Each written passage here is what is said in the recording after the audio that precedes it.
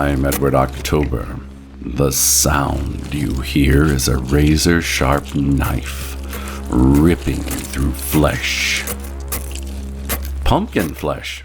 This is the start of Octoberpod.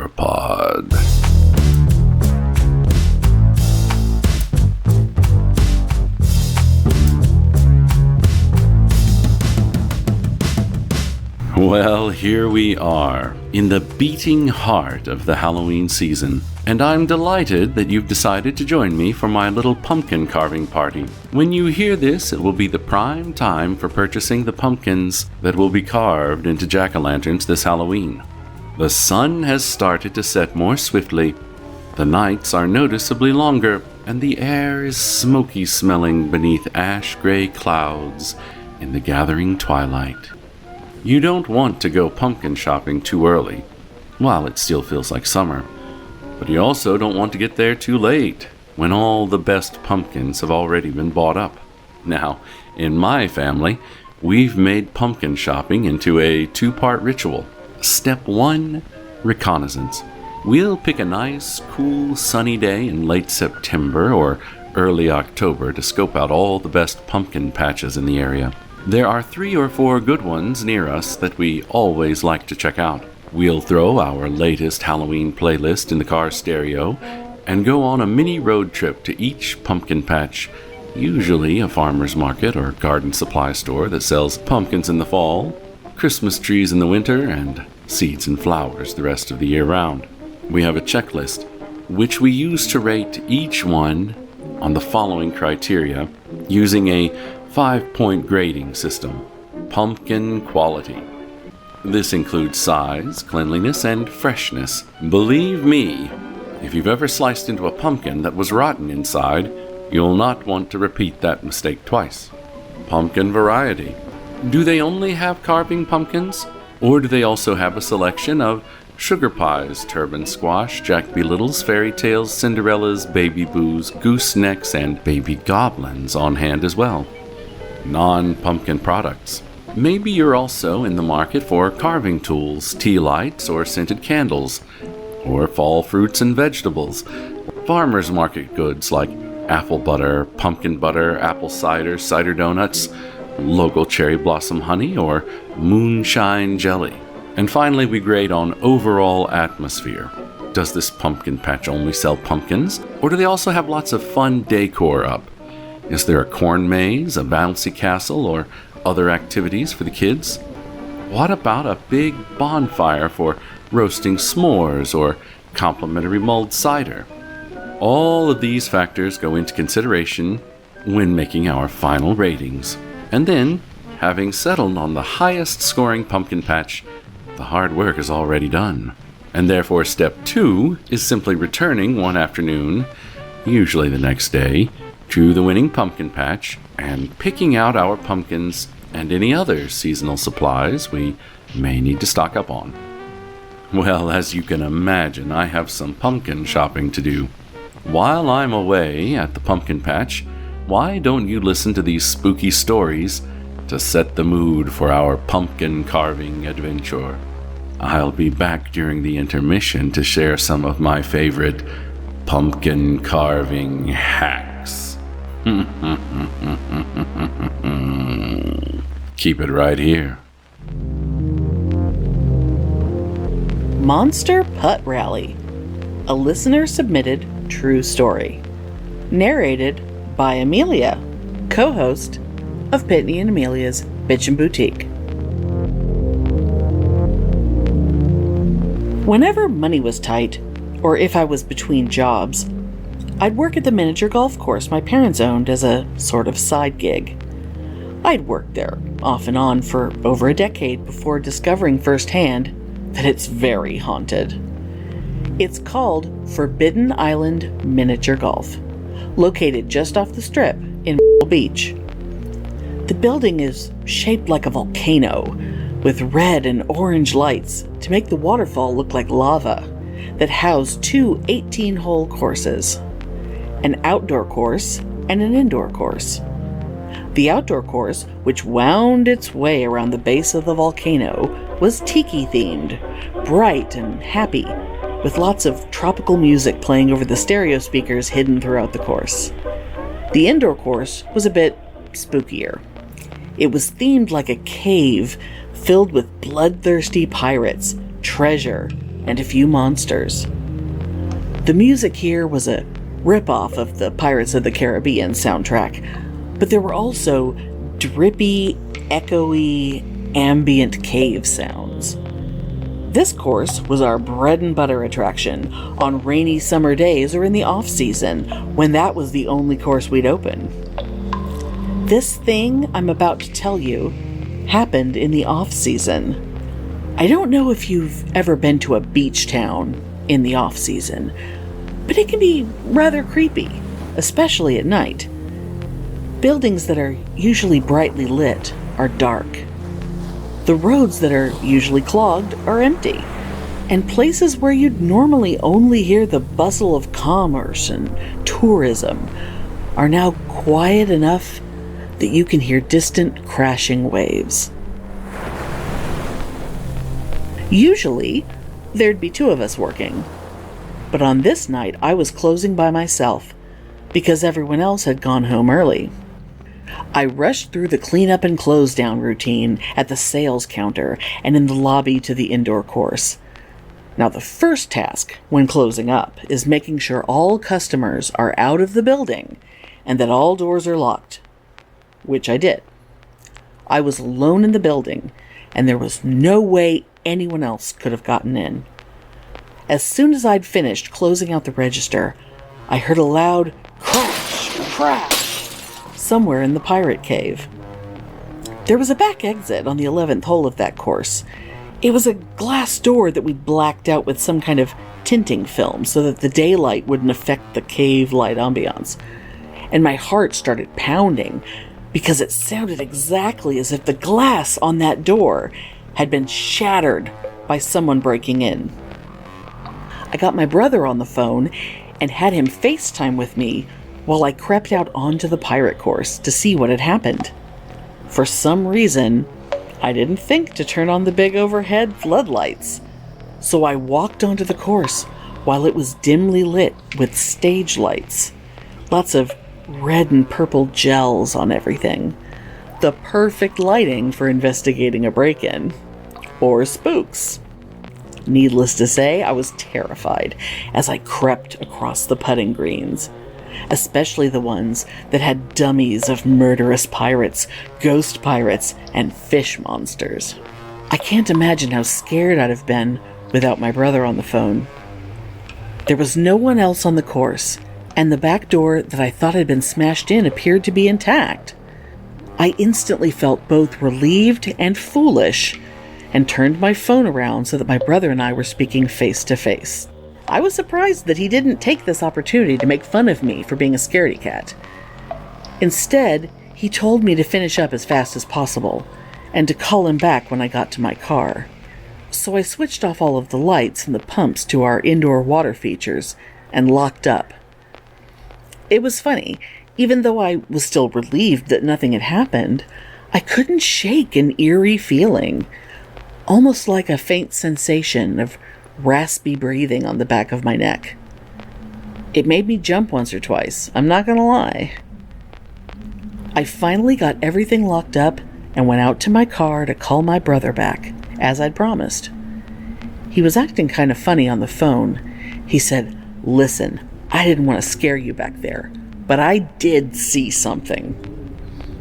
I asked him what he meant, and he said that when we were FaceTiming and I turned my phone around, he could see a figure off in the distance, hanging by the neck from a rope. He said it was the silhouette of a girl, backlit by a blood-red floodlight. Fun fact, after speaking to him, I figured he must have seen this figure somewhere on the 12th or 13th hole. There's no red lighting on that part of the course. I said, "Oh my God, let me hang up and call the cops." And he was like, "I think you're a little late for that. That was just Nancy. We've all seen her. She was hanged at the end of the Civil War." Apparently, everyone else in my family, including all the other workers at Forbidden Island Mini Golf, had encountered Nancy's ghost, and nobody thought to tell me about it. Typical. I'm always the last person to find out about anything in this family. A Haunting in NOLA, a true story narrated by Tara, co-host of the podcasts Three Spooked Girls and Social Seance Society. A few years ago, I was traveling alone on business, teaching a corporate ethics course for a bunch of our offices in the Deep South. I had a few days to spare while I was in Louisiana and decided to spend some time in New Orleans. I booked myself a room in one of the city's many historic hotels. I've been asked not to name it, though. The room was one level below the top floor. It had a great view and looked super comfy. After a long shower, I walked to the Garden District for dinner. I think that's the prettiest side of NOLA, far removed from the beads and the booze of Bourbon Street and just beautiful oak-shaded streets with historic homes all lined with intricate wrought iron gates and fences. Magical. When I got back to my room, my television was on, although I had thought I had turned it off. No big deal. I switched channels to a true crime documentary and set out the beignet I had brought back from the cafe for late night snacking. The ice bucket was dry, so I stepped out of the room to go fill it with fresh ice. When I stepped inside, it was dark and silent. Both the overhead light and the night side lamps were off, as was the TV. There had been rumbles of distant thunder all night, so I figured it was just a little power surge. I put the lights back on, turned the TV back on, but no channels were coming in. They were all blue screens. So I switched it off, turned to my beignet, and read a few chapters of a book before calling it a night. I turned off the overhead lights and left the bedside lamp on the lowest setting and readily fell asleep. I woke up in the middle of the night to the crash of thunder and lightning overhead. Since I was awake, I quickly used the restroom and then headed back to bed. In the short time I'd been out of it, all of the linens had been rolled off my bed and now lay on the floor at the base, including the fitted sheet, all rolled together, not simply thrown in layers. I was only half awake at this point, so I told myself that I must have done all of this when I was getting out of bed. Groggy as I was, it seemed plausible that I could have done that and not remembered. My TV was still off, my door was still closed and locked, and even the nightstand light was still on. I was frustrated because I certainly didn't feel like remaking a king-size bed in the middle of the night. But shy of any other good option, it appeared I would be, I painstakingly remade the bed, folded the heavy comforter at the bottom since I embarrassingly worked up a little bit of a sweat from the task, and laid under the sheets. At this point, I was awake enough to try the TV, but it wouldn't turn on. This was weird since my light was still on, as was my little alarm clock, but see above. Whatever. I closed my eyes just long enough to doze when a strong fragrance startled me. It was so intense, it felt like it was in my nose and in my mouth. It was vaguely floral, but artificial and all but nauseating. I sat up with my nose wrinkled and cupped my hand over it, trying to figure out what it was and where it was coming from. And as I did, I watched the heavy folded comforter get pulled at a slight angle and fall completely off the foot of the bed. I immediately crawled after it and went as far as to extend a hand to try to grab it before it hit the ground. It was too late, as it was crumpled to the carpet, and from underneath, I saw long, golden brown curls stretched across the floor as well. I 100% raced backwards crab style to the top of the bed and plastered myself against the headboard, not breathing, still surrounded by that sickening smell, and seriously thought I might die from the unexpected sight. I didn't, but I nearly did again 1 second later when the thunder rolled and lightning flashed outside my window in the alley again. My light stayed on, thank God, but I did scream. There was one last small power surge. My light flickered but didn't go out, and my television turned on, to the same blue screen as before. But in the second the lamp and TV flickered, I swore I saw a shadow of a woman, hair down, dress, facing away from me just at the foot of the bed. After several minutes, the blue screen of the TV changed back to the cable footage, and I heard the rain slow, then stop. I leaned over to the other side of my bed, the presumably unhaunted side, and turned on that lamp too. It was 3 a.m, and I had the TV blaring and 2 lamps on, and that's how I stayed until about 6 a.m., too spooked to close my eyes.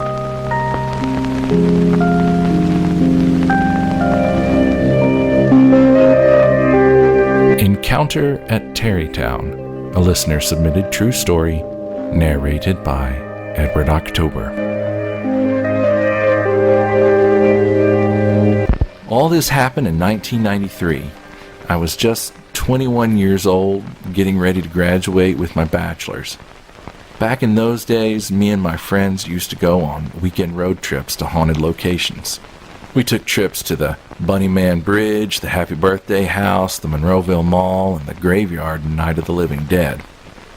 My birthday's in late October, so the gang thought it'd be a gas to celebrate my 21st at one of the bars in Tarrytown, New York. Tarrytown, as you probably know, really plays up this Sleepy Hollow business for the tourists. They go all out with Halloween decorations, and there's headless horseman shit everywhere. We had a late supper, and we're headed to the bar at about 10 o'clock. Now this is important. What happened next happened before we started drinking. It was me, my roommate Campbell, his girlfriend Denise, and my girlfriend Elliot. Now this was a long time ago, so the town's probably changed a lot since then. But on this night, the restaurant we ate at was across a bridge from the bar we were headed to. I don't remember the name of the bar, but it had a pumpkin-headed horseman on the sign. It was a nice but chilly night, so we left our cars at the restaurant and just walked across the bridge. Now, I know you're probably thinking of one of those old covered bridges, like the one with the Ichabod cartoon. It was nothing so romantic. Just an overpass, really. 2 lanes of traffic with a narrow sidewalk that crossed over a little wooded park and a creek. It was a cold night, even for that time of year. There wasn't any traffic except for the leaves blowing down the hill. We started out for the bar and we were just about to step up onto the sidewalk portion of the bridge when Campbell and I bumped into a woman. She was climbing a set of stairs that led up from the little park. She was wearing wire-rimmed glasses and dressed in a frilly colonial-era costume. We didn't find her appearance remarkable because this was, after all, Sleepy Hollow. It was a Halloween town in late October. They were always doing some sort of historical recreation or other. In fact, there's at least one historical building with a tavern in it where the waitresses wear period costume. Anyway, we bump into this lady and Campbell says something like, "Excuse me," or "Oh, I'm sorry." The girls are by now way ahead of us, and Elliot looked back and said, "Who are you guys talking to?" We said this lady, but when we looked, she was gone. No possible way she could have sneaked off without us seeing her. Well, we didn't think much of it, so we crossed the bridge to catch up with the girls. On the other side, me and Campbell looked back. At the spot on the bridge where we'd bumped into the colonial lady, there was now a tall, slender figure. It was wearing a black hood and looked very much like the Grim Reaper. Couldn't see its face, but it had glowing red eyes. It looked straight at Campbell and pointed. Well, we got out of there. We grabbed the girls by the arm and ran the rest of the way to the bar. We sat until closing and got much drunk, as Denise used to say. I think we ran up the biggest bar tab of my life that night. Still, as much fun as we had, me and Campbell couldn't get the sight of that Grim Reaper out of our heads. Exactly 1 week to the hour after that encounter in Tarrytown, Campbell was in a car accident. He was driving home from his job at the coffee shop when a Wawa truck swerved into oncoming traffic and smacked right into Campbell's car.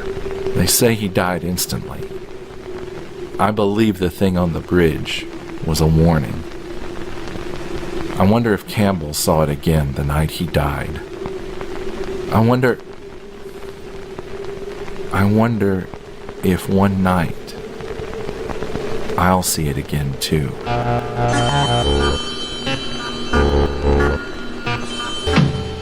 I used to go fishing with my daddy just about every weekend. I never caught anything. Mostly, I'd just hold my rod. Sometimes I didn't even bother to bait my hook, and just enjoy being outside with my dad. One morning, I guess I was in middle school at the time, we got up before the birds and drove out deep into a holler to fish a hole a guy from Daddy's work told him about. Conditions for landing some big ones were ideal, and there wasn't anyone around for miles probably, but for whatever reason, we didn't get so much as a nibble all morning. Daddy got frustrated and suggested we go for a short hike to stretch our legs a bit.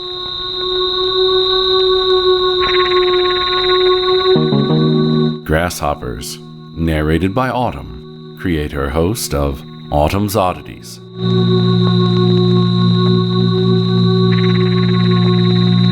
We weren't too far down the trail when Daddy stopped and put a finger to his lips. "You hear that?" he asked.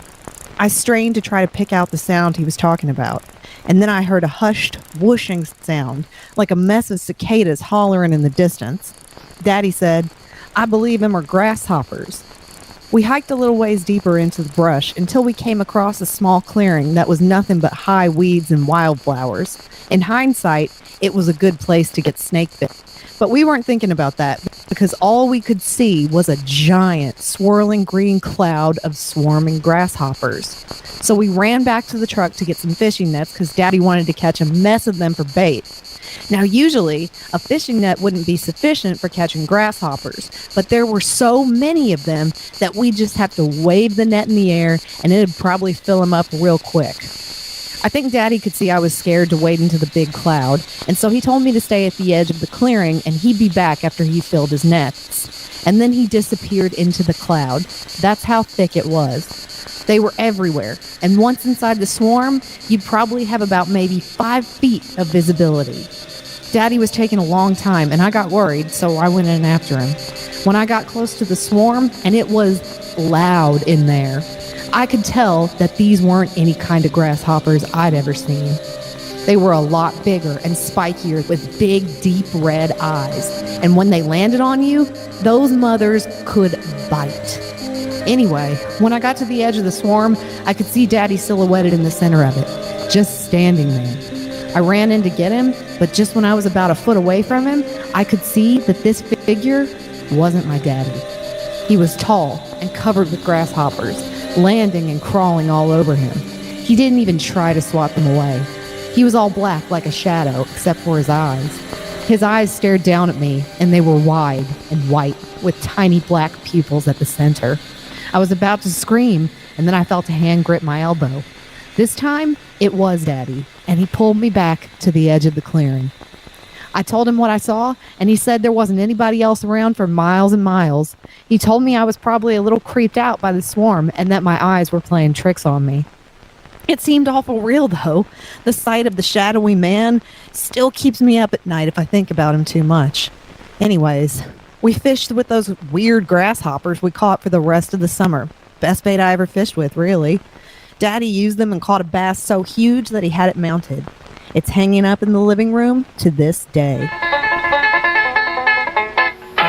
Happy Birthday House, adapted for Octoberpod by John Iger, based upon true accounts. Narrated by Syrai, host of Freaky AF podcast.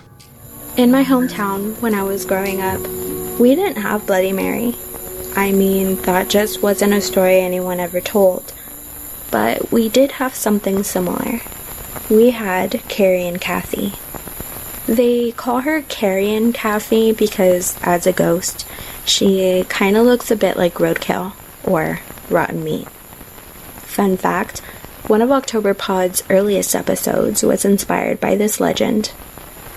Kathy's backstory is kind of stupid. She lived in a nice-ish house with her asshole parents, real corporate ladder climbers. The story goes that Kathy's birthday was either on Halloween or Friday the 13th, I could never keep it straight. Anyways, one year, her asshole parents forgot her birthday. Her sweet 16. Kathy, who wasn't all there mentally, flew into a rage. She killed her whole family with her dad's shotgun and then slit her wrists with a razor. She bled out and died on the couch right next to her dead parents, but not before writing, "Happy fucking birthday to me" on the bathroom mirror, in her own blood. The house was abandoned, but it still stands, mostly, and everybody calls it the Happy Birthday House. Now, legend has it that if you go to the Happy Birthday House and look in that bathroom mirror and chant "Happy Birthday to me" 5 times, Carrie and Kathy will appear right behind you in the mirror and either kill you or drag you to hell. Allegedly. So, on Halloween night during our senior year, me and my friends thought it'd be a good idea to find the house and summon Kathy. The house was creepy AF and looked just the way you'd expect. It had 2 bathrooms, and the mirrors in both had been broken. However, kids had spray painted "Happy fucking birthday" on every wall of the house. At the time, I thought the story was a load of horse shit, so I volunteered to be the one to look in the mirror. We knew the mirrors in the house would be broken, so we brought our own. It was just past midnight, and there were no lights other than a weak flashlight we'd brought. I propped the mirror against the bathroom sink and said the words 5 times, and, of course, nothing happened. We all went home that night feeling a little foolish and a little disappointed, but very stoned. Oops, I guess I forgot to tell you that part. Weird things started to happen the next day. I got out of the shower and got the shock of my life when I saw the reflection of a girl standing right behind me in the bathroom mirror. Her skin was gray and her hair was matted, and she was looking at me with these black eyes filled with hate. And her face, Jesus Christ, I can't even describe it, but it looked like the personification of death and decay. I rolled around, but there was no one there. I saw her again the next day in the rearview mirror of my car as I was backing out of the driveway. She must have been close enough to touch my bumper. That night, I caught sight of her in a big mirror behind the dining room table. She was staring at me from the foyer at the bottom of the stairs. I saw her at least once every day for the next week. Each time she was a little farther away until the day she didn't appear at all. When I went home to college, she'd appear to me whenever I went home for holidays or between semesters. It got so bad that I started covering the mirrors in my room and bathroom. To this day, I still see her sometimes, and always whenever I visit my parents' house. It scares me every time. I don't think I'll ever get used to seeing her face. I've told this story before, but here it is again. Camping Retreat, a true story narrated by JT, co-host of the podcasts Brew Crime and Ghost Bites. A coworker of mine invited me to get out of the city one weekend and go camping with him and a few other guys. The idea was that we'd drive out to a hunting lease, park the truck, and hide a little ways down the trail with a few cases of liquor and beer and get drunk in the woods. After a few drinks, we got bored. One of the guys said that there was a clearing a little ways off where you could see for miles. It was a clear night, and you could even see the lights of the city. We were about halfway up to the top when we all started to smell something rotten. It was pitch black, except for the beams of our headlamps, but they didn't offer too much visibility, just what was straight ahead. We looked along the ground for a dead animal, maybe a deer carcass. Even more creepy, when the breeze kicked up, we could hear a faint squeaking noise. We assumed this was just the noises trees make when they sway in the wind, but it was unnerving. It didn't bother us enough to turn back. We were full of liquid courage after all, so we kept going.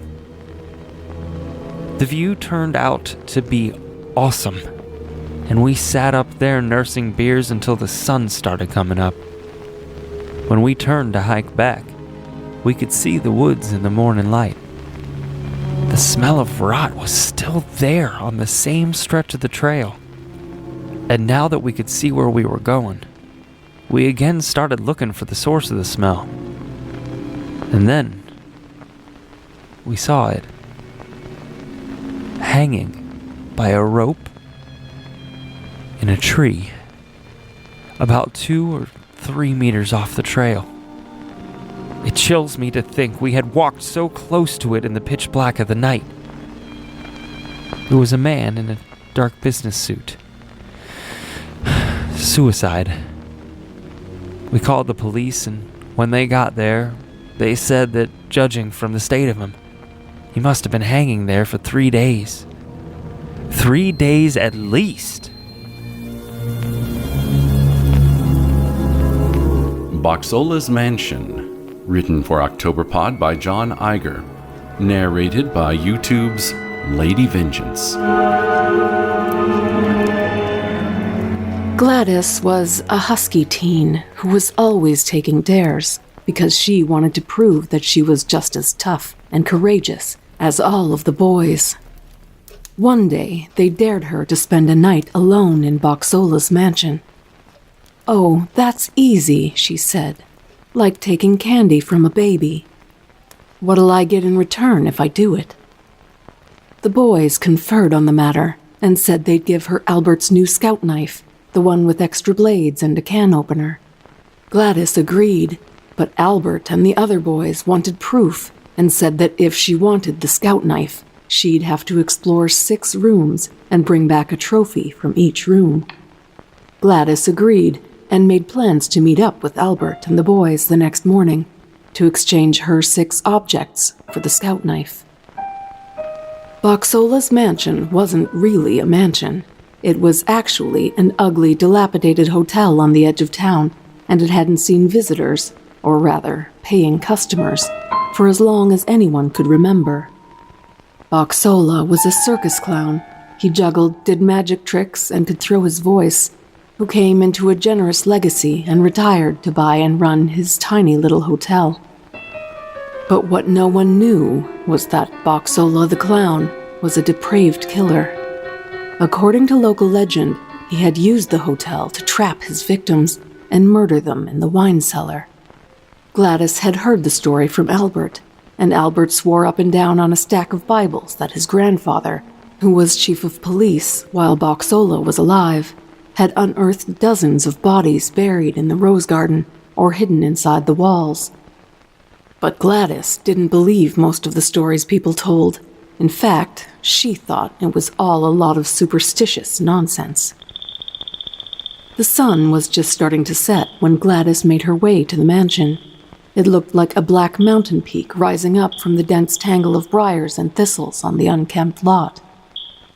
A grand staircase greeted her when she opened the front door, and on either side of it sat the dainty furniture of the former lobby, draped in rotting white cloth like little ghosts.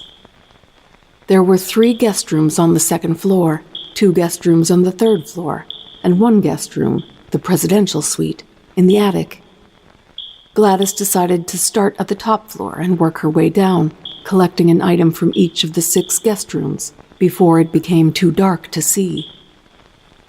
On the top floor, in the presidential suite, Gladys was surprised to see all of the furniture had been removed. All that was left in the stately room was a clown costume on a seamstress dummy. The costume looked 100 years old. It was white with red and blue dots, pink pom-poms up the chest, a frilly pink collar, and red and blue ruffles at the cuffs. Boxola's name was written on a tag inside the collar.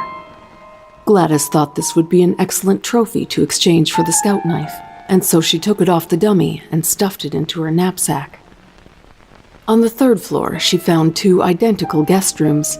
In each room stood a bed, a nightstand, a dressing table with a mirror and wash basin, a rocking chair, and an old clawfoot bathtub hidden behind a folding screen.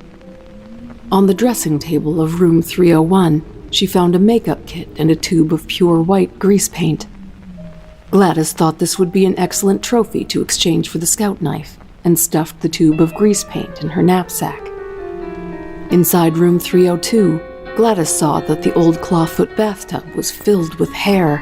Human hair. Blonde hair, red hair, jet black hair, hair from a brunette. Some was braided, some tied with a bow, some snipped off with scissors, and some ripped out by the roots. Gladys reached in and took a lock of braided golden hair and stuffed it into her knapsack as a trophy. The 3 rooms on the 2nd floor were finished and furnished exactly like the ones on the 3rd floor, only a little smaller. Each had its own clawfoot bathtub, and each tub was filled with something awful. The tub in room 201 was filled with skin, human skin, dried and tanned like sheets of leather and lying in loose folds. The tub in room 202 was filled with bones, human bones, jawbones, tibias, femurs, and skulls. And the tub in room 203 was filled with blood, thick, red, human blood, crawling with flies and maggots. Gladys thought these would make excellent trophies to exchange for the scout knife, so she stuffed her knapsack with a sheet of skin and a skull and a corked bottle that she'd filled with the blood. And so, with her trophies collected, she lit a candle, for the sun had already fallen below the horizon, and returned to the lobby.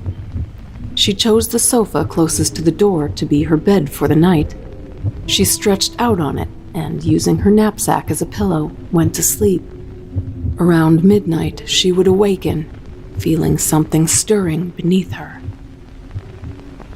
The next morning, Albert and the other boys waited around for more than an hour for Gladys to return. But she never did. In fact, Gladys was never seen or heard from again.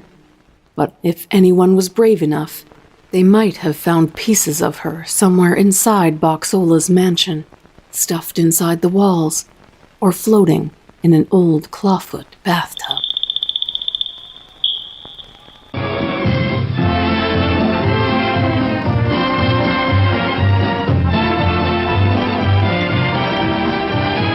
It's intermission time, folks. I'm your host, Mr. Edward October. And between the acts of Octoberpod, I'm going to give you the straight dope on carving and lighting a jack-o'-lantern this Halloween. Now, I'm going to assume that you're listening to this around the 1st or 2nd of October, and you've just returned from the pumpkin patch, and you're all ready to carve, right? Wrong. If you carve your pumpkins now, they'll be rotten, gnat-infested orange blobs slowly gooifying on your front stoop. Yes, I've heard about rubbing petroleum jelly on the cut edges to preserve them. Some people may have luck with that strategy, but I am not one of them. There's nothing wrong about picking your pumpkins out early. Gotta snatch them up before the best ones are gone. But after that, let them chill out for a while. If they're dusty, just wipe them with a damp cloth and let them sit in the house, somewhere cool and dry. We usually place ours in front of the fireplace we never use. Return to your carving pumpkins just before Halloween, about a week before the big day at the very earliest, but I prefer carving them on the night before Halloween, especially if hot or wet weather is predicted for that week. Now, what equipment to use? This will depend largely upon what sort of design you intend to carve. Intricate designs and exacting lighting effects will require more equipment. But I'm a traditionalist. I see the jack-o'-lantern in the title sequence of John Carpenter's Halloween as the pinnacle of the gourd carving arts. And so the following tricks and tips apply for very basic designs. Think triangle eyes and noses. Taking inspiration from that same film, I used to carve pumpkins with what I affectionately referred to as our Michael Myers knife. This, however, was ill-advised. And so after years of trial and error, here's the equipment I use to carve a pumpkin with minimal mess and maximum efficiency. Here's what you'll need. A deep kitchen sink with a garbage disposal. Now, if there's none available, I suppose a big wash tub and pitcher of water for occasional rinsing will do. A pumpkin knife. The cheap-looking kind you get at the pumpkin patch with a serrated blade and a plastic handle. You can get them in a variety of sizes for precision cuts if you want. There was a time when I looked down at these knives. They do look very rinky-dink, but they're well suited for their intended purpose, and they're a lot safer than my Michael Myers kitchen knife. A heavy ice cream scoop. Now, the one I use is a single hunk of metal with a weighted handle and no moving parts. A cheap, flimsy scoop with moving parts, like the ones that open like scissors, for example, simply will not do for this job. And don't even think of using plastic. If you don't have a scoop like mine, then I suppose you can use a metal spoon that's sturdy enough that the handle won't bend under pressure. A large salad bowl lined with a plastic grocery bag. Have spare bags and perhaps a trash bin on hand to deposit filled bags into. Finally, you'll need a TV, a hi-fi, or a streaming device for playing spooky movies or your Halloween playlist in the background while you work. Now, most folks will start by slicing the pumpkin open from the top, or rather the stem side, like Dr. Frankenstein prepping a fresh noggin for brain surgery. This is a rookie mistake. For one, this mars the smooth appearance and clean lines of the pumpkin's top. Sure, it forms a lid for the pumpkin, and the stem serves as a convenient handle. But unless you're a really clever carver, you may have a hard time getting the lid you formed from fitting on just right. And what's more, after several nights of being lit and losing moisture, that pumpkin's going to start to shrink or sag or otherwise change its shape. And that lid you carved out of the top will become increasingly ill-fitting. What I do is place the pumpkin in the kitchen sink with the stem sticking down into the garbage disposal. Just make sure there's no risk of it being switched on. And then carve from the bottom. This way you can place your jack-o'-lantern on a pie plate or paving tile and not even worry about a lid. This preserves your lovingly selected pumpkin's good looks on the top and makes for easy access when lighting candles. And we'll get to that later. What's more, you can discard the bottom piece after you've sliced it off. The next step is to start scooping. It's probably easiest to use your hands to scoop out the pumpkin guts at first. Be sure to discard them in your lined salad bowl. I like to get my pumpkins really clean on the inside with no stringy residual pulp or inner rind. That's where the ice cream scoop comes in. I use this to really dig into the pumpkin rind from the inside, scraping the inner walls of my pumpkin to get it as smooth and free of debris as possible. This is where the sink comes in handy. You can fill your pumpkin up with water, and all the rind scrapings and remaining seeds and pulp will float to the top where they can be easily skimmed off. Once the pumpkin is cleaned and gutted to your liking, it's time to carve your design. I don't have a whole lot to say about this part because, as I said earlier, I'm a traditionalist and always carve a face with the classic triangle eyes look. But if you're going to make a more complicated design, one that you can't just freehand with your carving knife, then by all means do not use a marker. The outer rind of the pumpkin will act like a dry erase board, easily smudging the ink. Some folks recommend planning out your image by scraping or pricking it into the surface of the pumpkin with a thumbtack. And when you do finally carve your design, remember that you want light to be able to shine through the holes. Be sure to carve out the edges enough that a generous amount of light can pass through. All right, now it's time to light your beautiful work of pumpkin art. Before I light my jack-o'-lantern, I make sure to dry it off, inside and out, using a paper towel. Then I like to do something that I learned from one of those Martha Stewart Halloween magazines. I stud the inside of the pumpkin with whole cloves. Just jam them into the inner flesh of the pumpkin like needles in Pinhead's face. And don't forget to stick some in the ceiling of the pumpkin. Then rub a handful of cinnamon, nutmeg, and your favorite other warm, aromatic autumnal spices on the inside of the gourd. Then, when you light your jack-o'-lantern, the heat from the candles will warm up these spices and give your jack-o'-lantern a pleasant pumpkin spice scent while it's lit. Now, let's talk about illumination. Go into your glass recycling and grab an empty jelly jar, pasta sauce jar, or any empty glass container that's small enough to fit inside your pumpkin, but large enough to accommodate a few tea lights.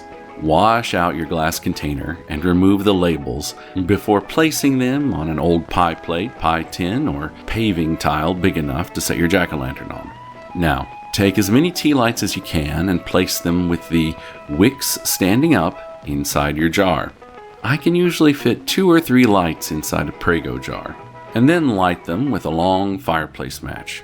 Be sure to keep a lot of these matches on hand to relight as needed throughout the night. Putting the tea lights in the glass container will reflect the light of the flames and give your pumpkin a brighter, more fairy tale glow. If you have more tea lights left over and your pumpkin's wide enough, light more tea lights and place them in a ring around your glass jar. Then place your pumpkin, which you will recall should have an opening on the bottom, over top of your jar and candles, like a hat. And there you have it, a bright, fragrant, and beautifully carved jack-o'-lantern to last all through the night.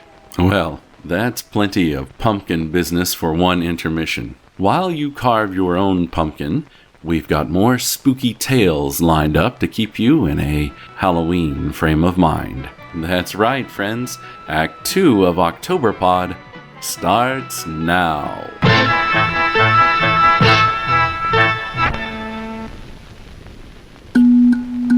I'll never see my ghost in the mirror with my eyes closed. Adapted from the true story submitted by Ghost Coffee Shop and Amy Koto. Narrated by Nikki Young of the Serial Napper podcast. Cameron, my current boyfriend, is someone that I've known all my life.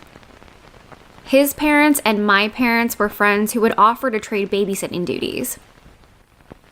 So playdates and sleepovers were common for us during elementary school.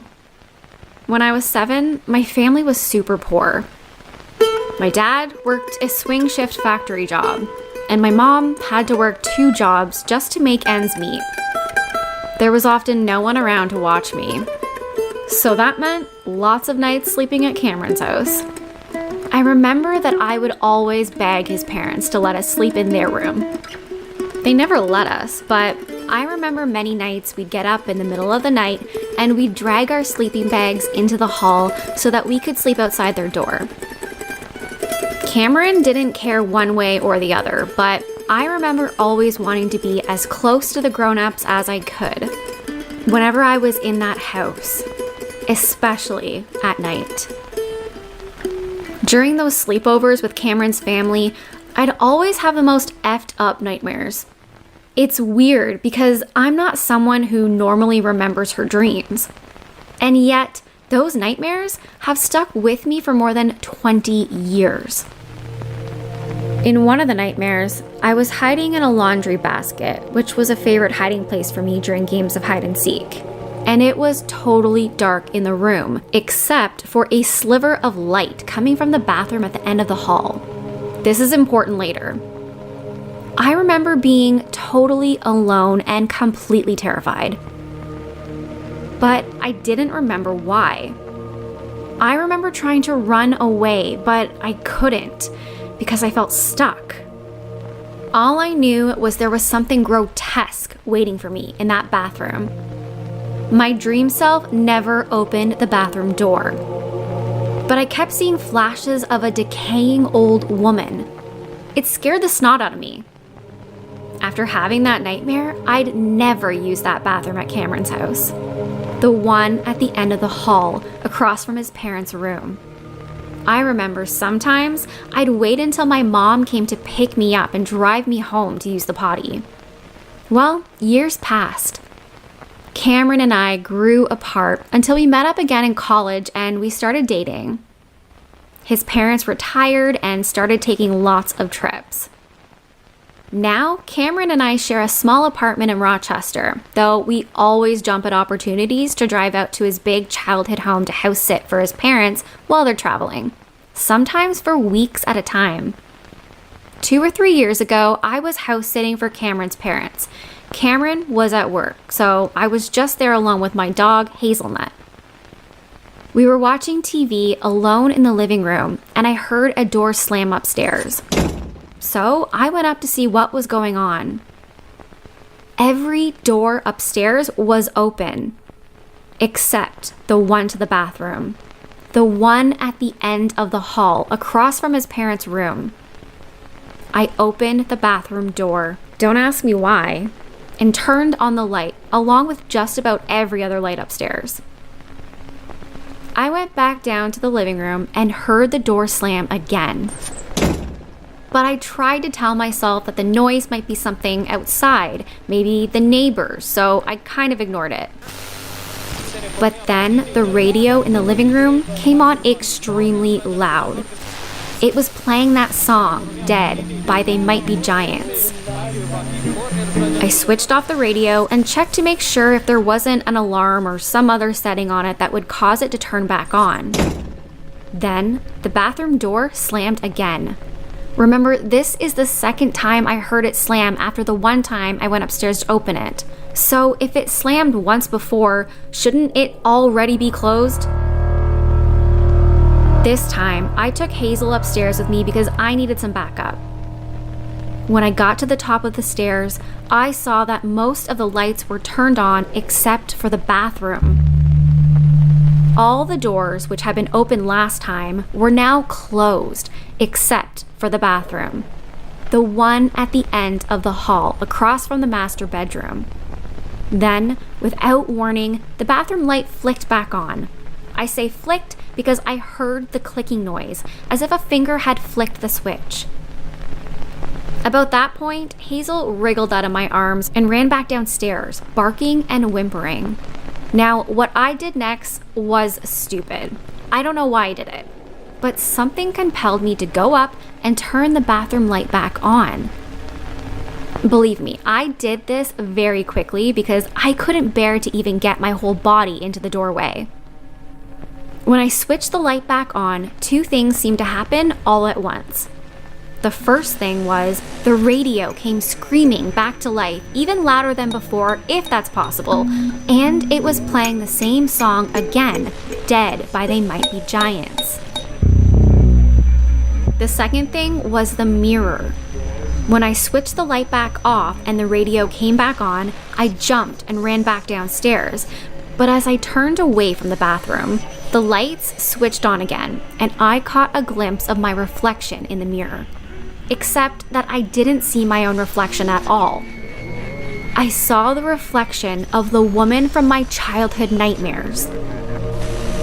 Oddly, the woman reflected in the mirror was standing in the exact spot where I was standing. It was standing in a spot that would have been just over my shoulder.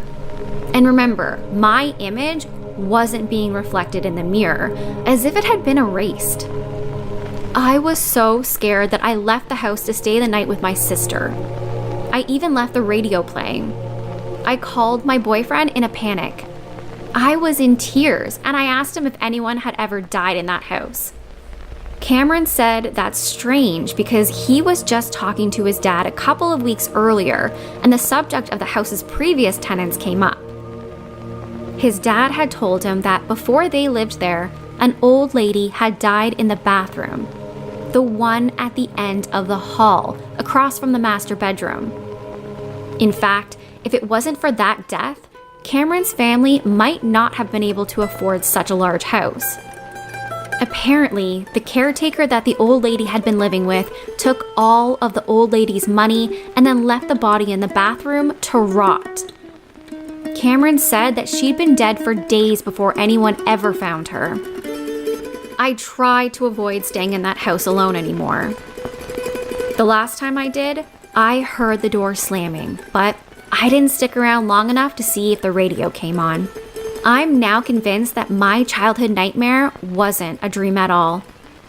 I believe that I saw the ghost of the old lady, and I just rationalized to myself that I was dreaming because my Roly Poly, a true story narrated by Cord, co-host of Mission Spooky Podcast.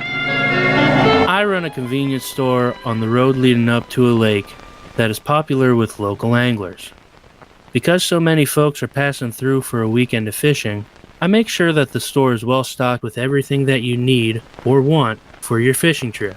That means plenty of bags of Takis, every kind of beer you can imagine, and live bait. Now, I'm not one of those guys that goes out with a shovel after it rains to dig up and package my own worms.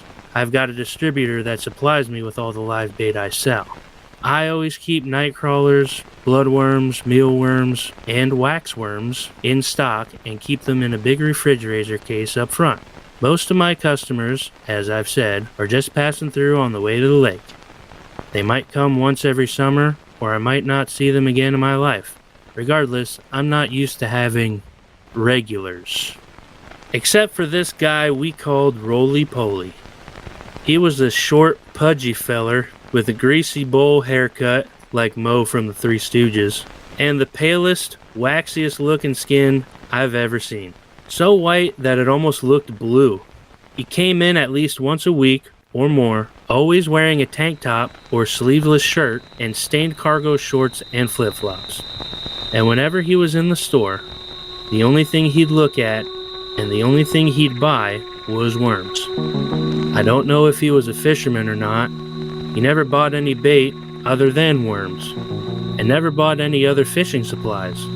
Hell, he didn't even buy so much as a bottle of water off of us. Only worms. All the different variety of worms we carried, and in massive quantities. If we ever saw Roly Poly walking in and we were low or out of stock of worms, we knew we'd be sold out by the time he left. And if he ever did buy all of our remaining stock, he'd ask when we'd get more in. And every time he'd ask, we'd say our distributor always delivered on Tuesday, and we'd restock then. One Tuesday, after a particularly busy weekend, might have been 4th of July, Memorial Day, I can't remember. We'd sold out of everything, and could see clear to the bottom of the refrigerator case.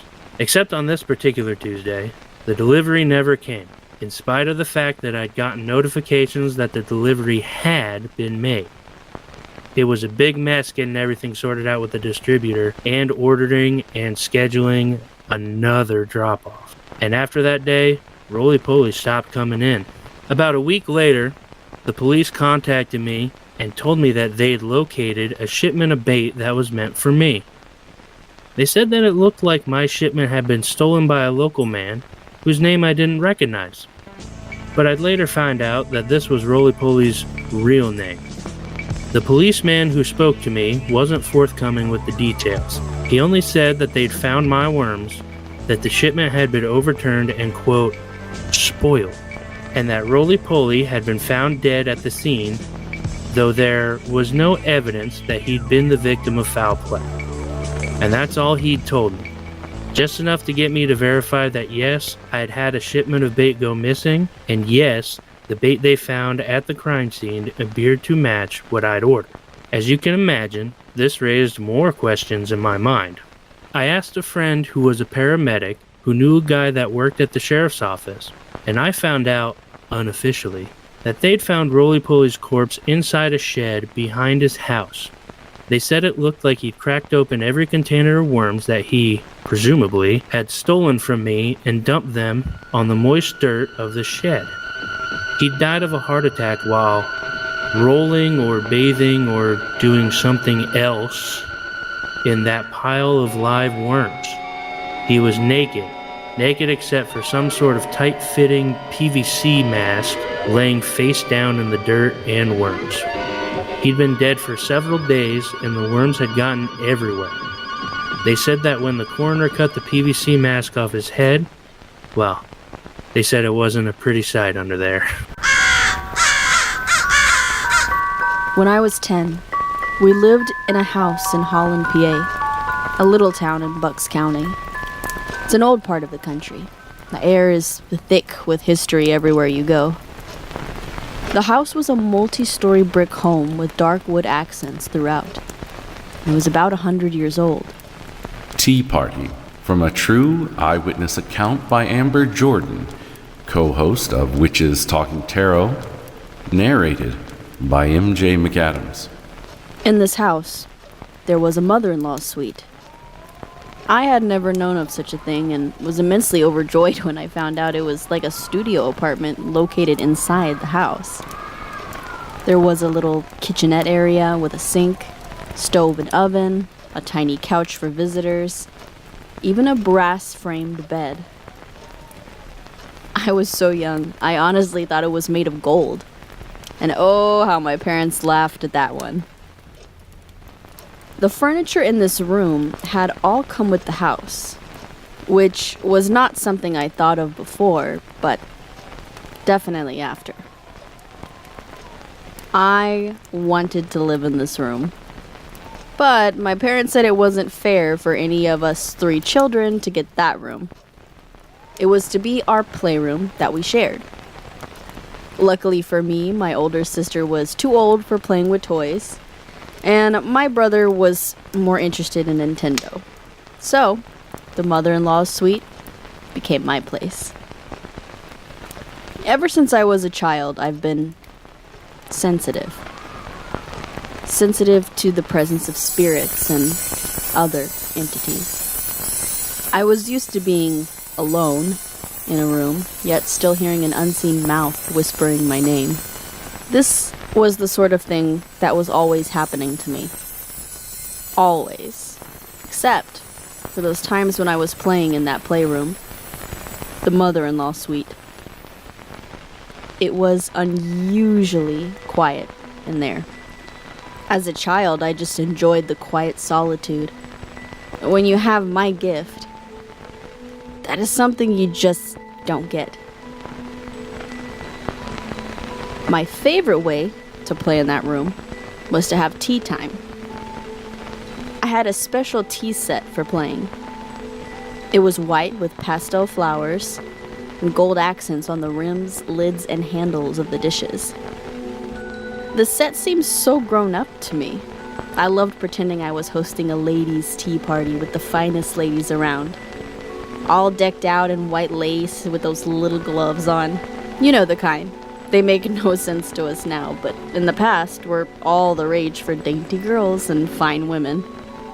That's what I was doing the time I met her. I was in my nightgown. It was Saturday evening in the fall. The wind outside was perfectly crisp, like the apples in our cider. Fallen leaves caught the wind with their brittle edges and skittered against the windows of our house, sounding off a countdown to winter. It was the perfect weather for a tea party, I suppose. And with that thought, spurred on by the weather outside, I made my way down to my apartment. Nothing seemed out of the ordinary as I set up my tea party. I gathered the cups and saucers, setting them where they belonged on the table. I pretended that the teapot had started whistling and said, "Tea's on, ladies." Then I heard a brittle voice say, "Oh, lovely." In response to me, I tensed up. My back was to the bed, and it sounded like the voice had come from behind me. I was used to hearing things, mind you, that are nowhere to be seen, but this was different. This was a voice I hadn't heard before. This was clearly spoken. This was to me. not just around me. This was my quiet place. Nothing ever talked to me in here that I couldn't see. But not only could I hear her, I felt her now. She was behind me, sitting on the bed. I felt her eyes on me as I lifted the pot off the stove and carried it to the table. I kept my back to the bed. I was terrified to look behind me. I knew this must have been her apartment, not mine. I kept moving through my routine. I poured tea in each cup, carefully, slowly, so as not to spill. I was okay as long as I kept moving. I got to the third cup, the one in front of the bed. Just a wee bit more, dear. I'm terribly cold, she said to me as I poured the water into her cup. So I poured a little more. She sighed gratefully behind me. She was ready to warm her cold bones with my hot tea, except this was cold water, and she wasn't here. Not with her bones, anyway. I offered my guests cookies and biscuits in a less shaky voice than I expected. This gave me some much-needed courage as I heard a response. Oh, dearie, I would love a biscuit. It's been so long, and I'm so hungry. Her old voice trailed off, sounding forlorn. Perhaps she knew she was dead. With clammy hands and sharp little breaths that puffed out like the beating of butterfly wings, I reached out and grabbed a biscuit. I could still feel her eyes on me, heard her breath wheeze in and out from her frail chest, like wind fluttering on lace curtains. I steeled myself. I placed her biscuit on the saucer and spun around. And there was only the empty bed smiling at me. Nothing to be afraid of. She was just a little old lady who wasn't even here anymore. I never saw her, never heard her voice again after that day. But I could always feel her presence in that room, fluttering about like the wings of a butterfly. I'm thinking about my death knell. When you gonna ring it? When you gonna ring it? A true story submitted by the 8-Bit Tenor, narrated by Edward October.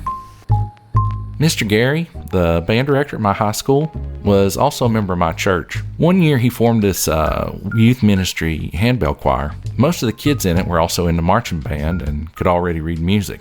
We all had about 3 or 4 bells to ring.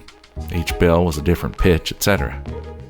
Every weekend between Easter and summer break, we loaded in a white van and traveled out to the other churches in our district to perform at potlucks and pancake breakfasts and all sorts of different church events. I remember this one church was a far piece up in the mountains, and we had to drive up this long, winding, narrow road just to get up there. There were lights on both sides of the road. Looked kind of like runway lights, like at the airport. And they used to help guide cars through fog banks. I mean, that's how high up a mountain we were. Well, anyways, we played our songs, Amazing Grace, Our God's an Awesome God, Onward Christian Soldiers, all the hits. And then we went into the church's fellowship hall for a little reception. We were eating on tater chips with dip, drinking pop, eating pound cake, when this one woman come up to us bragging about how good we played. And her face was all red, and her eyes were red and puffy like she'd been crying. The whole time she kept staring at me and petting my shoulder. She finally broke away from us and gave me a big old hug. But now, remember, this woman was a stranger to me. I'd never seen her in my life, and I didn't know her from Adam. But then, a minute later, this other lady from the church went up to me apologizing for the crying lady's behavior. She just had to meet you, she said. Her son died about a year ago in a car accident, and you're his spitting image. You look just like him. Turns out, he died on that road we just traveled up, the one with the fog lights on it. Kind of weird, right? Cousin, I felt about like a white horse that just walked over my grave. Well, anyways, we load up in the van and turn around and go back down the mountain. It was just right about sundown, and a fog had rolled in, and Mr. Gary really had to crawl along that mountain road and hug those godlights we laughed about on the way up. By and by, we come along to this hairpin turn, and I mean, it was a real twisty, kiss your hind end kind of turn. And in the middle of that turn, Mr. Gary slams on his brakes because there's this nut job standing in the middle of the road. It was too dark and foggy to make out his features. He seemed to be crossing from one side of the road to the other. So we just come to a complete stop right there in the middle of the road and waited for him to pass. Well, anyways, here comes his car driving up a mountain and comes screaming around a bend with its high beams on and blinding us in all that fog. If we hadn't stopped for this pedestrian, Mr. Gary would have surely been blinded by that car, and we might have ended up rolling off the side of the mountain. By the time the car passed us, the guy crossing the road had just up and vanished. But before we headed back down the mountain, we noticed another thing. A little memorial on the roadside. It was a wreath of flowers placed there at the bend in the road, with one of those godlights shining up on it. There were some mementos leaning against the wreath, and one of them was a photograph in a frame that had "Remember Me" written on it. The picture was of a guy about 18 or 19, and he looked just exactly like me. The Invitational, a true story submitted anonymously, narrated by Mike, co-host of Brew Crime Podcast. Back when I was in college, I worked as a cart boy during my breaks. It was a sweet gig, and sometimes I'd get some pretty generous tips, even though we weren't technically supposed to accept them. Every July, the club would host a men's invitational, and the players would leave their bags on their carts overnight. I'm talking upwards of $100,000 worth of clubs and gear. So the pro at our club told me and this other kid that worked there to camp out in the cart barn overnight to watch the bags. Sort of like overnight security, and I think he paid us a nice little bonus under the table. So we ordered a shitload of pizza and listened to the radio and played small stakes poker all night to keep from getting bored. We even took some practice swings with a couple of the pricier drivers on hand. It was almost a summer camp type vibe. What made it feel more like a summer camp was that this country club was right up against the woods. We were already in the middle of nowhere, a selling point to our members who wanted to get away from it all whenever they played. But this particular cart barn was on the far edge of the property that butted up against the tree line of acres and acres of woodland. So if you were up there at night with the lights off, you wouldn't believe how dark and quiet it would get. And like I said, this was in July, so you'd expect to hear a lot of insects and other critters at night, but you could just about hear a pin drop. I was glad we were smart enough to bring that radio with us. Otherwise, the silence would have been pretty unsettling. Now, even though we were supposed to stay up all night babysitting the carts, we still brought sleeping bags and pads. And by around 1 or 2 in the morning, we decided to get a little bit of rack time. This was in the late 90s, so we didn't have smartphones in our pockets that could have been used as alarm clocks. But we did have a little wind-up kitchen timer that I'd have the foresight to bring with me so that we could catch an hour of sleep here and there. But as it turned out, we wouldn't have any trouble waking up. Sometime between 2:30 and 3 in the morning, I remember because I looked at the kitchen timer and saw that it wasn't supposed to go off for another 20 minutes or so, we were startled awake by a loud metallic bang of something pounding on the metal roof of the cart barn. It sounded like a tree branch or a large rock had bounced off the roof, but then it kept going, like something really big was on the roof trying to cave it in. We turned all the lights on in the barn, as well as a flashlight that we shined up to the ceiling. In the beam of the flashlight, we could see the sheet metal of the roof rippling as if from footsteps, or from somebody pounding on it. There was also another sound, like the heavy breathing of a large animal, almost like a Chewbacca sound. Whatever it was, it sounded big and like nothing I'd ever heard before. Just thinking about that sound makes me all teary-eyed with fear. This went on for about 15 or 20 minutes, and during that whole time, we were paralyzed with fear, unable to do anything but huddle between two golf carts. I guess we were thinking that if the roof caved in, the golf carts would shield us a little from whatever fell on us. And then...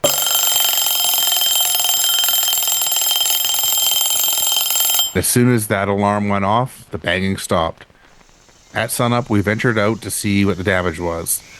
There were some sizable dents and scratches left in the sheet metal on the cart barn, and it was all along the side facing the woods. The ground around it was torn up, as if a large animal had been rooting around in it. Funny as it may sound, I believe that whatever had attacked the cart barn must have been frightened away by our alarm.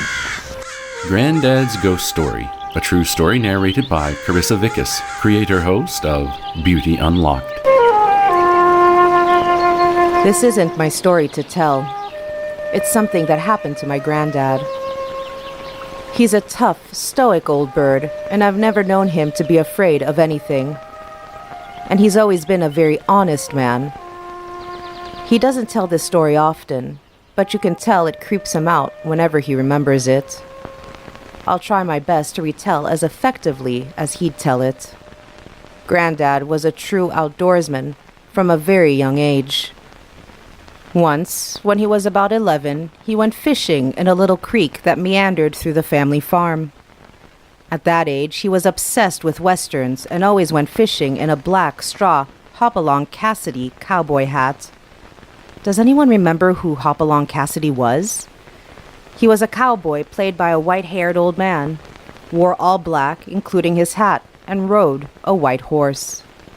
That cowboy hat was good for fishing, he said, because it provided excellent shade from the sun, and he loved it because it came with a whistle. And since it was made of straw, it wouldn't make him as hot as a felt hat would. Can you tell that Granddad loved that hat? Anyway, he was out fishing this creek at its widest point. It was a blustery day, so blustery in fact that the little chin strap did nothing to keep Granddad's beloved hat from blowing away. He said that hat sailed off his head and into the creek and then just kept going. He ran after it, hoping it would get caught on a tree branch or wash up along the side of the creek where he could get at it. Which it did, except it ended up on the opposite side of the creek, where the brush was pretty thick. He had to find a safe place to cross the creek and then backtrack over to it. The day was not only blustery, but also cloudy, and so it was quite dark on that side of the creek with its dense patches of trees and brush. Granddad crossed over to the spot where his hat had washed up and saw that it had moved. In its place, he saw a strange woman. Strange as in he'd never seen her around before, and strange as in strange. She wasn't dressed for creeking, that's for sure. He said she wore a dress or robe of pure white that was wet up to her knees from wading in the creek. Her skin was just as colorless as her dress. Granddad said that she looked like a young woman in her 20s. She was pretty too, except for the fact that she had deep crow's feet at the corners of her pale blue eyes, and she didn't have any eyebrows. Her hair was long and brittle and the color of fresh-cut wheat. She wore a red scarf wrapped tight around her neck and face, hiding her mouth, like a bandit in a western. She looked straight at him and held the Hopalong Cassidy hat in front of her, as if to give it back to him. Granddad didn't take it, though. He was too scared and ran back home and never fished in that creek again. Well, he did fish there again, but only one more time. Years later, decades later. He was in his 50s, and it was right before they auctioned off the farm. Granddad claimed it'd been so long that he'd forgotten what had happened that day when he was a boy. Well, either that or he'd convinced himself it had been a daydream. He'd fished all morning and was ready to pack up his tackle and call it a day when he saw it. A black straw cowboy hat, sized for a child's head, floating towards him against the flow of water in the creek. He grabbed it and saw it was his old Hopalong Cassidy hat. Not a hat just like it, the exact same hat. He knew because he had his initials written on a tag around the sweatband. He even recognized his crude little boy handwriting. The hat looked just as it had the day he lost it, not a day older, and no worse for wear. Granddad held the hat in his hand, marveling at how it could have possibly returned to his possession. And when he looked up, he saw her, the same woman in pure white, with the same pale skin and hairless eyebrows, and with the same red scarf and hair like fresh-cut wheat. The first time he told me the story, I asked him what happened next. He told me that the weird woman showed him something awful, and then refused to say anything else. In fact, he left the room after telling the story and didn't really speak for the rest of the night. Many years later, not long before Granddad died, in fact, I again asked what the woman had showed him when he saw her that second time. He eventually said that she took off her scarf, and when she did, her jaw unhinged, as though the scarf had been the only thing holding her jawbone in place. He said he could see she had a head full of needle-sharp teeth. Huh? The hat? Oh, Granddad burned it in the wood stove. Burned it and scattered the ashes. Said he couldn't bear to have it in the house.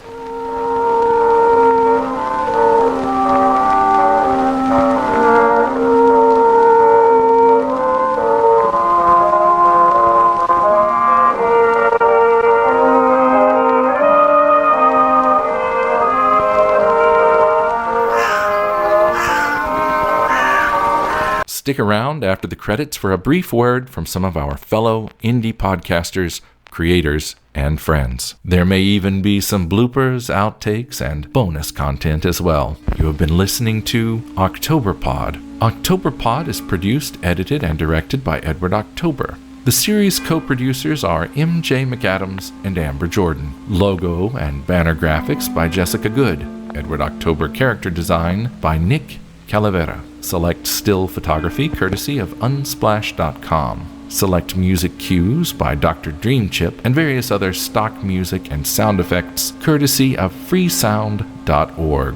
Music from Bigfoot Apocalypse and Thorax, theme from Octoberpod, composed by Nico Vitesi. All other images, music, and FX cues, except where noted, are sourced from within the public domain. Follow us on YouTube at Octoberpod Home Video, on Instagram, and the app I still call Twitter at Octoberpod VHS, and on TikTok and Blue Sky at Octoberpod. Or find us and all of our links on the World Wide Web at Octoberpodvhs.com. For business inquiries or story submissions, email octoberpod@gmail.com. If you enjoyed this program, we'd be very pleased if you told your friends about us. And while you're at it, write us a 5-star or equivalent review wherever you're listening.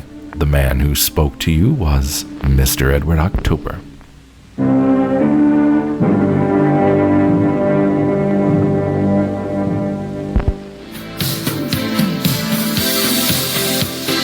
Welcome to the Pop Culture Diary, where we talk trends, gossip, and throwbacks. Each week, we flip through the pop culture pages of the past, from the 1980s through the 2010s. Remember the neon fashion, the Tamagotchi craze, the boy band mania, and the TV shows we all rushed home to watch? How about the celebrity scandals, the blockbuster movies, the chart-topping hits, and the toys we begged for every Christmas? We'll revisit the fads that defined us, the headlines that shocked us, and the guilty pleasures we secretly still love. From Walkmans to Wi-Fi, from shoulder pads to skinny jeans, from the mall to MySpace. If it had us talking, laughing, or gossiping, it's in the diary. So if you're ready to relive the moments that shaped decades of pop culture, hit subscribe and join me as we flip back the pages and rediscover the trends, gossip, and throwbacks we'll never forget. This is the Pop Culture Diary. You feel that? A sudden chill, a tingle down your spine? It's not a draft, is it? No, it's the unmistakable sign that we found them.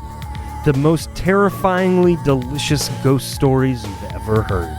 And trust us, we've had some close calls.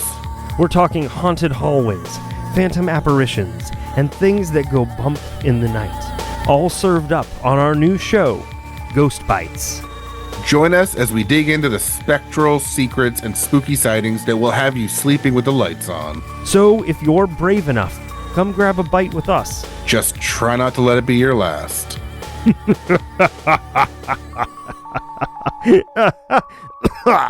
Ghost Bites, coming soon to your favorite podcast platforms. Three spooked girls.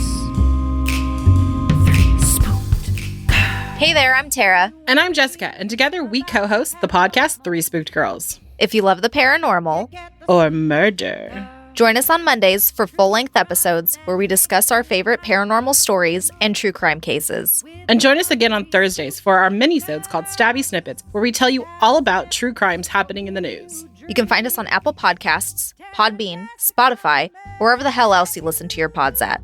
You can also find us on Twitter, Instagram, and Facebook by using the handle @3SpookedGirls.